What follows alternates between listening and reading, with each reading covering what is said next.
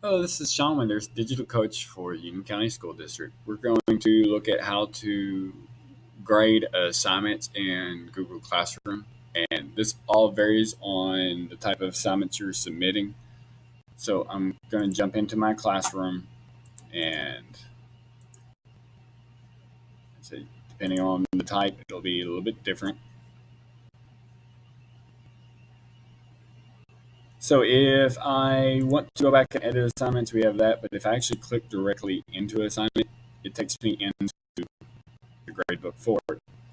And right now, all these are marked as not done, bunch of slackers. They haven't got around to submitting it. That doesn't mean I can't grade it. Sometimes um, students just forget to hit submit, and sometimes they didn't finish, but we have that incomplete work, but we still have a copy of the work. Unlike with paper, if they forgot to submit it, we don't have it. We have nothing to grab. This, as long as they have started it, we have something to grab. So you can go in and you can make assignments worth whatever points you want to. So this is just a taking notes assignment, and I can go in and see if they've done anything. Now, with this assignment, we didn't have any papers to work off of, but I can put a grade in. I can click Mr. Osbrook specifically, and I can add a comment. Great work. And then I can hit return, and he'll get a little notification saying that assignment's being graded and returned back to him. When we return it, students are given a chance to actually resubmit. That doesn't mean you have to regrade it, but they get a chance to actually make tweaks and edit it back. So he has his grade, and I could go in and fill out everyone else's. I want to show you something that would have been submitted.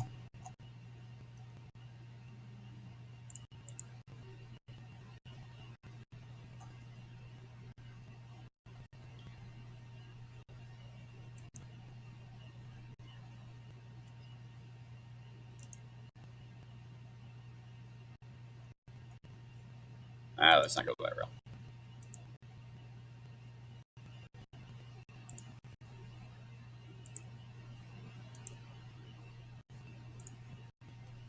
So I'm trying to think which assignment I had. There, individual work journal.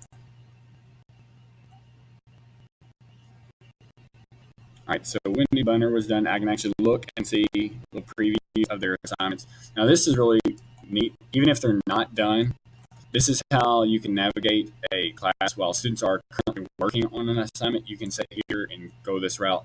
This is a quick way of letting you jump into their assignment. And look, so I can see here are here's their assignment. I can switch into suggestion mode. I can actually start typing in like a little notification of their grade. I can make comments, maybe capitalization needs to be done. You can jump in and then jump right out of that assignment and go into the next person's. You can also click the student's name and it'll have their assignment, and you can put a private comment. This can be where you post all the grades. Personally, I like getting into the document and doing it that way, but that's up to you.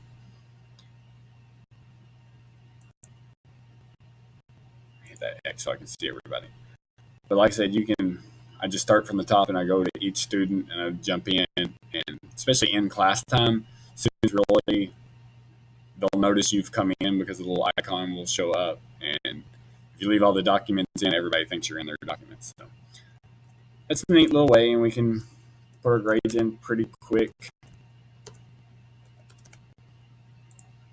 And then return what was there. But there's another way of doing it. This is only grading it in Classroom, and that's just where it's going to stay. And it used to be I'd have this open up in my Infinite Campus, and I would go back and forth. But I can actually get the little gearbox over here, and I can copy all grades to Google Classroom. Sorry, to Google Sheets. And it takes a while to load up because it's actually going in through my Google Classroom and jumping in every student enrolled in that. And that's 52 minutes long. And it's going through and every assignment is getting dropped in. Still loading. And you see I have the full list of assignments. And so if you already have them graded, it'll transfer the grades in. Like I just dropped a few in on the there. So you have 100% there. Let's shorten that up a little bit.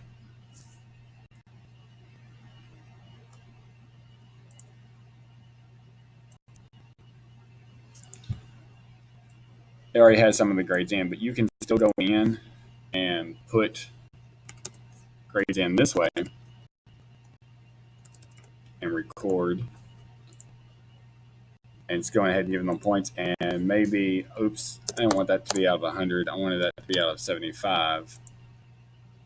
Let's see, they're getting a higher percent because it's grading that out. So it's already, all the formulas are already built in. You have your class averages set there. So you can grade this way. And I would actually suggest doing your grading this way, one assignment at a time.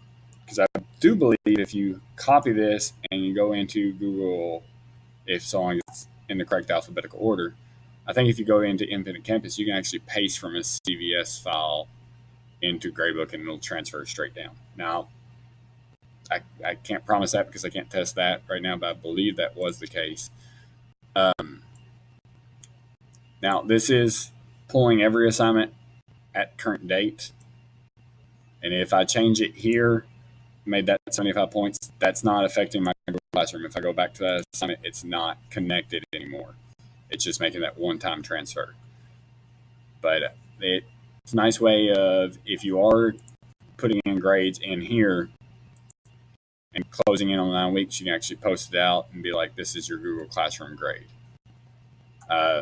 It's not weighted in any way, so you'll have to kind of consider that. You could go through in anything that's, okay, those assignments, I don't need that.